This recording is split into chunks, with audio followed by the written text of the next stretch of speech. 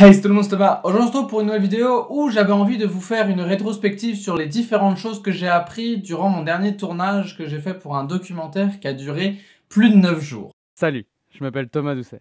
Je suis photographe et vidéaste d'aventure. Et aujourd'hui, je t'invite dans une nouvelle aventure sur ma chaîne YouTube.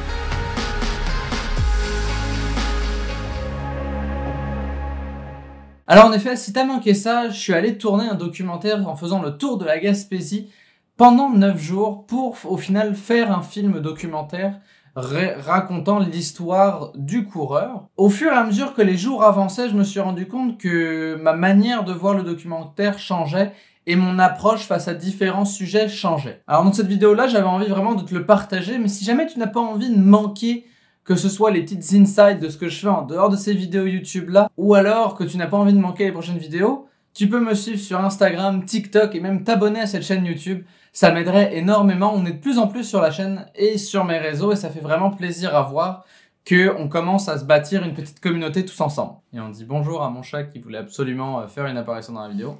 La première chose que j'ai remarqué, c'était comme ma première leçon durant ce documentaire-là, c'est l'adaptabilité. Si tu n'es pas capable de t'adapter à ton milieu, si tu n'es pas capable de t'adapter en conséquence de ce que les gens font, ça va être extrêmement compliqué pour toi de n'être qu'un simple spectateur du projet. Tu vas devoir constamment être un petit peu le boulet de l'équipe et au final, tu risques de perdre énormément de temps à comprendre où tu es et possiblement perdre des shots précieuses qui pourraient vraiment permettre à ton histoire de bien coller et d'être vraiment soudé, qu'il y ait un fil rouge à travers tout le film. Mon deuxième conseil, c'est assez simple, c'est essayer de faire des recherches sur vos sujets. Mettons que là, mon sujet, c'était de faire de la course à pied. Premièrement, j'ai mangé énormément de documentaires. J'ai regardé 4 à 5 documentaires par jour uniquement sur la course, que ce soit sur la course en sentier, sur la course de route, sur la course de vitesse, vraiment un peu toutes les sphères qui englobent ça pour que, une fois que je suis rendu sur le tournage, je vais parler le même langage que l'athlète que je filmais.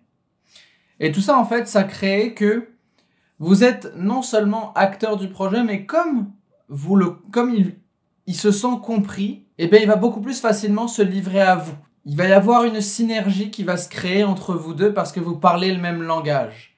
Et de cette manière-là, ça vous permet vraiment de créer quelque chose ensemble et même quasiment de vous, si vous avez déjà une vision bien arrêtée du film, de construire un peu plus vers cette vision-là. Un autre point sur lequel j'aimerais vraiment mettre l'accent, c'est connaissez les limites de votre matériel. Je m'explique. Vous n'êtes peut-être pas sans savoir que je suis propriétaire d'un drone, d'un DJI Mini 2, et que ce drone-là, je l'emmène à peu près n'importe où, que ce soit le lendemain d'une tempête de neige, que ce soit sur des montagnes, que ce soit vraiment à peu près n'importe quoi. Ce drone a vécu énormément de conditions météo différentes. Suite à ce tournage-là, j'ai maintenant un Mavic Air 2.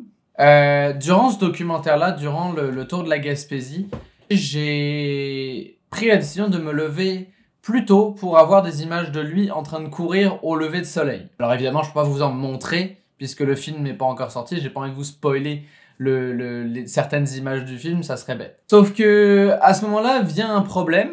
Les conditions sont très peu clémentes et on se retrouve avec un ressenti de moins 45 au sol. Donc ce matin-là, il y avait vraiment un beau lever de soleil et comme il avait fait très froid pendant la nuit, le soleil se levait et ça créait comme une brume sur le Saint-Laurent qui était particulièrement belle. C'était selon toute vraisemblance l'un des plus beaux vols que j'avais pu faire en drone de ma vie. Mais ça a été tellement froid que mon drone a s'est gelé dans les airs, les contrôles se sont inversés et au lieu d'avancer et de monter, il a décidé de descendre et de reculer, ce qui l'a propulsé tout droit dans l'eau. Donc quand je vous dis connaissez votre matériel, connaissez ses limites, c'est pour éviter ce genre de choses. J'ai joué avec le feu et j'ai perdu. Maintenant, ça m'a coûté 1300 $. De changer de drone parce que pour moi, dans la vidéo d'aventure, un drone est extrêmement important. C'est une pièce maîtresse de mes films. Et c'est pour moi aussi un moyen de justifier le paysage, d'instaurer le paysage et tout ce que vous voulez, que ce soit dans mes séries photographiques ou dans mes films. Je veux que vraiment le paysage soit mis à l'honneur puisque c'est vraiment le terrain de jeu dans lequel on évolue. Maintenant, si j'avais pris connaissance des différentes limites de mon drone, je n'aurais peut-être pas eu l'idée de faire décoller mon drone parce qu'il aurait fait trop froid. J'aurais peut-être encore le drone à l'heure actuelle, même si j'aurais eu largement le temps de le planter encore une coupelle de fois. Mais c'est là où prenez le temps de faire vos devoirs, ça va vraiment vous servir à la longue et ça va vous éviter des erreurs bêtes comme j'ai pu le faire. Le dernier point sur lequel j'aimerais vraiment appuyer, et pour le coup c'est pas un conseil matériel, c'est pas un conseil relationnel, c'est vraiment faites-vous confiance. Si jamais vous êtes choisi pour faire ce film ou que vous avez monté ce film, c'est que vous êtes la meilleure personne pour réaliser la vision que vous avez de ce projet. Vous êtes la meilleure personne. En tant que photographe, vidéaste et créateur en règle générale, on est très souvent amené à être dans un état où on a quasiment un syndrome de l'imposteur. Oh mais un tel aurait été meilleur. Oh mais ceci. Oh mais cela. On est très bon pour ne pas forcément prendre ce qui nous revient de droit. Quand on travaille, quand on est là, quand on est présent et que l'on fait quelque chose, nous sommes forcément la personne qui a été choisie. C'est vraiment ça que je veux comprendre, c'est que si jamais vous avez un projet qui arrive et que vous êtes comme « Oh mon Dieu, oh mon Dieu, oh mon Dieu, je vais pas le faire, c'est pas normal que ce soit moi, c'est vraiment pas normal, blablabla. » Faites un pas de recul, réfléchissez-y et dites-vous que vous êtes la meilleure personne. D'entrer dans ce mindset-là va être extrêmement important pour vous, mais aussi pour avancer dans vos projets en règle générale et dans votre carrière. Ça va être extrêmement important que vous soyez confiant avec vos skill sets.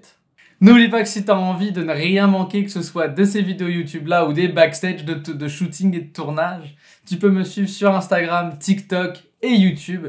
Je poste là très fréquemment. En tout cas, j'espère que cette vidéo vous aura plu. J'ai adoré la faire. Je vous dis faites de bonnes photos, faites de bonnes vidéos. À la prochaine. Ciao tout le monde.